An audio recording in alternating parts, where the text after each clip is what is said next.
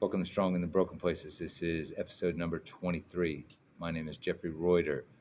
We are recording our second video for today. This is my first time doing that.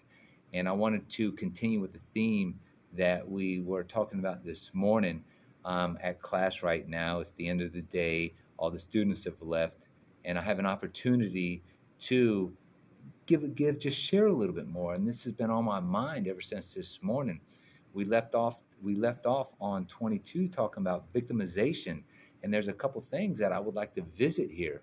And the first one is that how I used to always try to blame other people, other situations, my environment for the outcomes in my life. When something wasn't going my way, I would play the blame game. When I would get in trouble, I would play the blame game. When I wasn't living up to my standards or the expectations of my parents, teachers, whoever the case, friends, my brothers and sisters, whatever the case may be, when I wasn't living up to expectations that I knew I could do better, I would play the blame game. And it was always somebody else's fault. It was always something else's fault. It was my environment's fault. There's just a million ways I can shift the focus. I can try to play a victim, and it's a very common theme. I see it all the time. I see it in prison. I see it on the street. I see it in class. I see it with just everywhere. It's just everywhere, and it's destructive. The reason why it's destructive is because when I'm playing the blame game, I'm relinquishing power over my life to somebody else. What I'm doing is I'm not owning the outcomes for my life.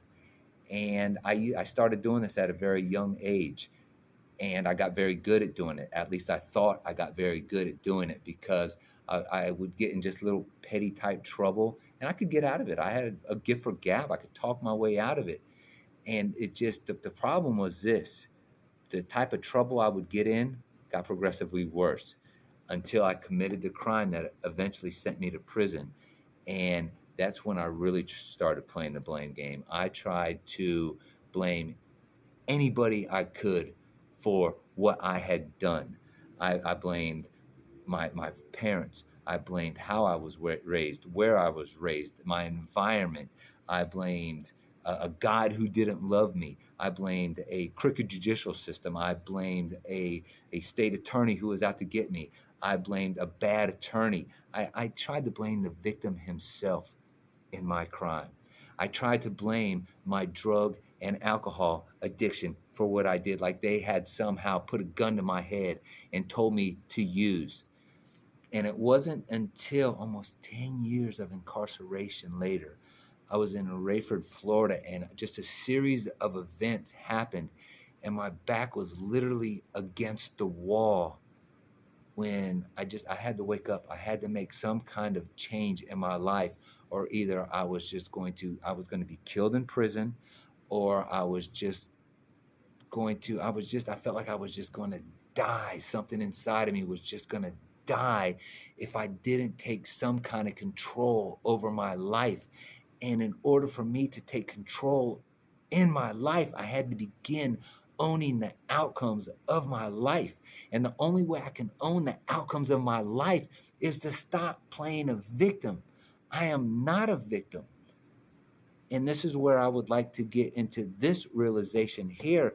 I in 2003, 2004, it was somewhere around that area, that the legacy question came up. And I'll have to talk about the legacy question later. But the legacy question is essentially this: if you were to die today and you could see your own funeral, what would people say at your funeral?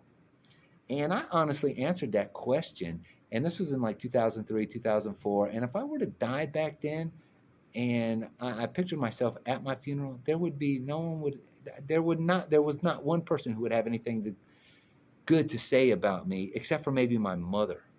Okay, and there's not a mother in this world who doesn't have something good to say about her own child. And that was an eye opener for me.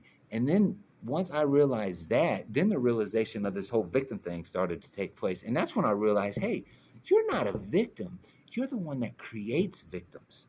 You're the victimizer. And that was a heavy burden to bear onto itself, going from one extreme to another, going from, oh, everyone's out to get me, to being, no, you're the one that is doing this.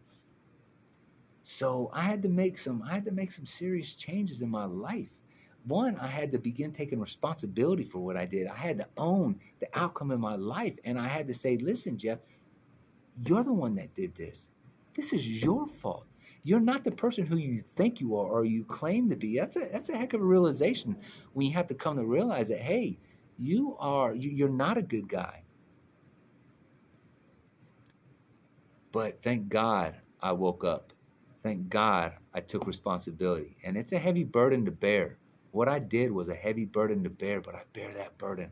I don't bear that burden lightly, but because I own that outcome in my life, I'm able to move forward. And this is what this is about. When you become strong in your broken place, you want to be able to move forward. And I can talk about this for so much longer. But just if you're playing the victim, you got to stop if you want to get strong in your broken places. If you want to move forward in your life, that's step one. So you got to identify if you're playing the victim role, stop it. We'll continue more. We'll talk more later, and I look forward to progressing. I know I talked about in some things earlier in episode 2 about a few different subjects that I want to cover, and we're moving on. Next tomorrow, what I'm going to talk about in 24 is moving on to our environment and the difference between surviving and thriving. I'll see you then.